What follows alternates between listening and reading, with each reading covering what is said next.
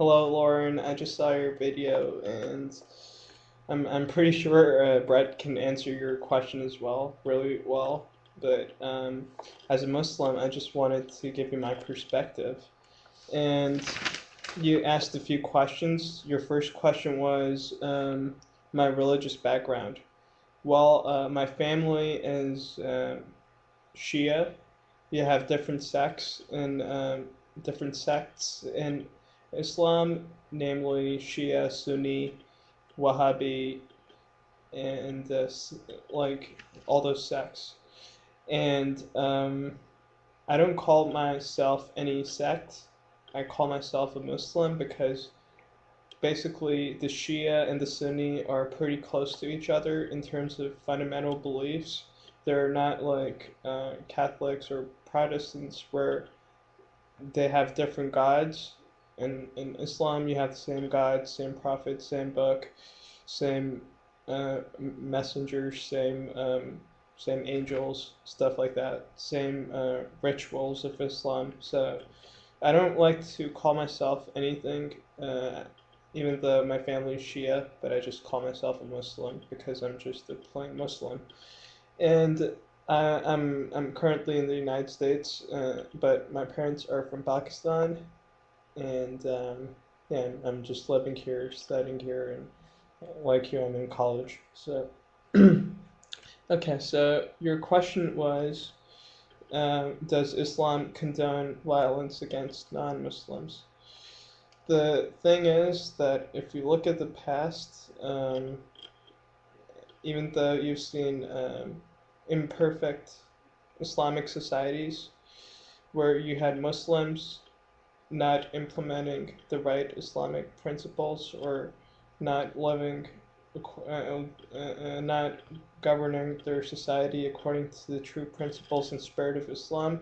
You have a few examples in the past where the Jews, Christians, and Muslims did coexist peacefully in the same place, and you might find contradictory accounts and statements, but Jews, Christians, and Muslims did coexist peacefully in Muhammad's time, um, except in certain situations, and Muslims have coexisted peacefully with Jews, Christians, and in Arab countries in the Middle East in the past before, and the Ottoman Empire in the 1800s till the 1900s.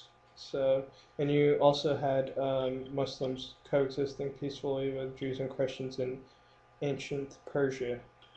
So, I think Islam does not really condone any kind of violence against non-Muslims if they're not doing anything to you, if they're not causing you any harm. Now, I'll quote you some verses from the Quran. One of the verses says, "If you kill one person unjustly, it's as if you've killed the entire humanity, and if you saved one person, it's as if you've saved the whole humanity." So that's how important the life of one innocent person is to Islam, whether that's a Muslim, Christian, Jew, any kind of person. If it's an innocent person, that's how important the life of an innocent person is. It's equivalent to the whole of humanity, the whole of humanity. So that's one of the first things. Secondly, there's another verse, and its number is 223940, and it's one of the earliest verses, which says, "Permission to fight is given against whom war is being wrongfully waged, and verily God has indeed the power to succor them. Those who have been driven from their homelands against all right for no other reason than saying, 'Our sustainer is God.'" So basically, this clearly tells you that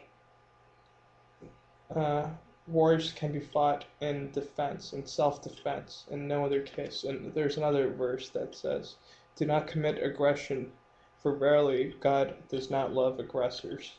So basically this clearly tells you that Islam is against any kind of aggression from Muslims towards non-Muslims, and it does not condone any kind of violence against non-Muslims.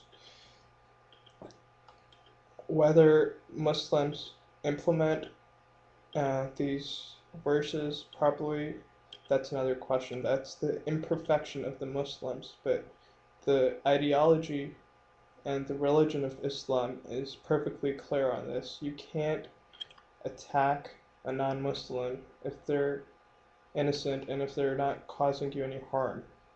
If they're not causing you any harm, you can live with them peacefully, coexist with them in Muslim countries and give them their full rights. And the non-Muslims living in Muslim countries are supposed to be given their full rights in society.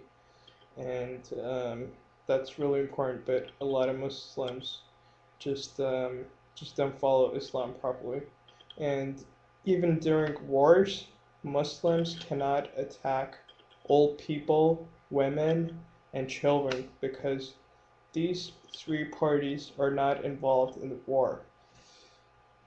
Muslims are only allowed to defend themselves and only defend themselves from the people that are directly involved in the war, not children, not women, not old people.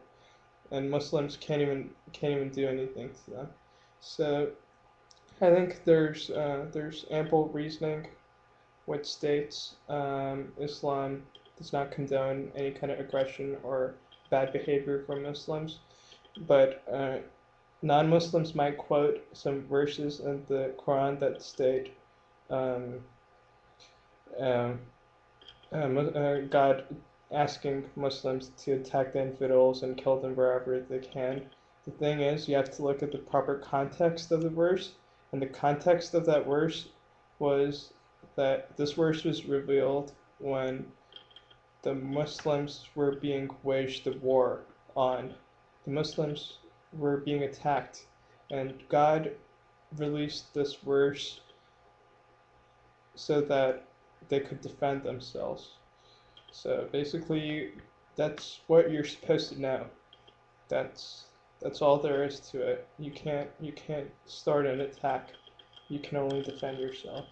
So I just hope that people look at the whole context of the verse rather than just quoting pieces, bits and pieces, and then justifying their claims that Islam permits violence when it does not. Thanks.